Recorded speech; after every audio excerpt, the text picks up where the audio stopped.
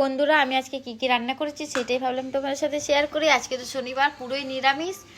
তো এই দেখো ভাত আর লাল শাক আর হচ্ছে সিম ভাজা। আর কি আছে, কিছু আছে না নেই সেটা বলো, কি হতে পারে একটু গেস করে বলো তো। তো এই দেখো, ফুলকপি আলুর তরকারি নিরামিষ, যা লাগছে দেখতে। মাম্মা ধরো, বাবু ধরো, বাবু ধরো, বাবু ধরো, মাম্মাকে ধরো, ধরো। তো দেখো কত সুন্দর।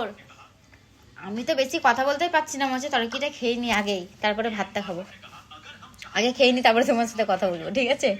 তো দেখো কত সুন্দর তরকারিটা হয়েছে, ফুলকপি আলুর ঝোল নিরামিষ পুরো। তো এটাই আমি দিয়েছি ঘি, গরম মশলা লাস্টে দিয়ে নামিয়েছি। এই রেসিপিটা যদি তোমরা চাও তো একটু কমেন্ট করবে আমাকে, আমি এই রেসিপিটা বলে দেবো।